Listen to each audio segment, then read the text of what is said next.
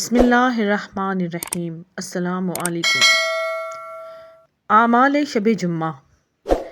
امن یجیب المضطر اذا دعاہ ویکشف السوء۔ بھلا وہ کون ہے جب اسے پکارے تو دعا قبول کرتا ہے اور مصیبت کو دور کرتا ہے۔ اس آیت میں وارد ہوا ہے کہ شب جمعہ اللہ تعالیٰ کی طرف سے ایک منادی ندا دیتا ہے کہ کوئی ہے جو مضطرب و پریشان ہو کہ اس کی حاجت پوری کی جائے۔ امام جعفر صادق علیہ السلام کا ارشاد ہے کہ شب جمعہ صدقہ دینا 1000 دینار کے برابر ہے۔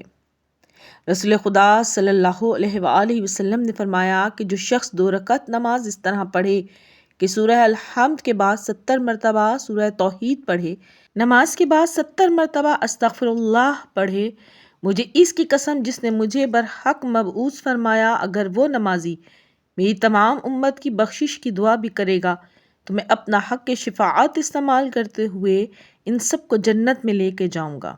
نماز شب جمعہ۔ اگر کوئی 6 رکعت نماز 2 رکعت کر کے اس طرح پڑھے کہ ہر رکعت میں الحمد کے بعد آیت الکرسی اور سورہ کافرون 1 مرتبہ اور سورہ توحید 3 مرتبہ پڑھے، نماز کے بعد آیت الکرسی پڑھے تو اللہ تعالیٰ ایک فرشتے کے ذریعے اس کی شقاوت کو سعادت میں بدل دے گا اور اس کی تمام حاجات پوری ہوں گی۔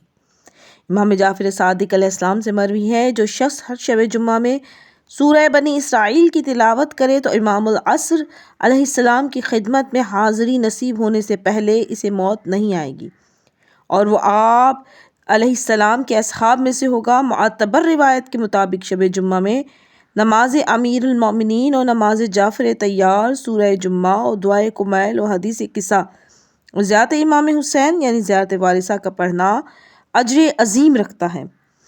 حضرت فاطمہ زہرا سلام اللہ علیہا نے فرمایا کہ جو شخص شب جمعہ میں مرحوم مومنین و مومنات کے لیے 10 دفعہ دعائے مغفرت کرے تو اس پر جنت واجب ہو جائے گی۔ حدیث میں ہے کہ شب جمعہ ریت کے ذروں کے برابر آسمان سے ملائکہ زمین پر اترتے ہیں، ان کے ہاتھوں میں سونے کے قلم ہوتے ہیں اور چاندی کے ورق ہوتے ہیں، اور شب جمعہ سے لے کر عصر جمعہ تک یہ فقط اور فقط اس پر پڑھے جانے والے درود کا اجر و ثواب لکھتے ہیں۔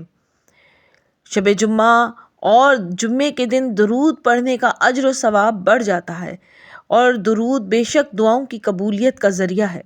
امید ہے آپ کو یہ ویڈیو پسند آئے گی۔ لائک اور شیئر کریں، چینل کو سبسکرائب کریں۔ شکریہ۔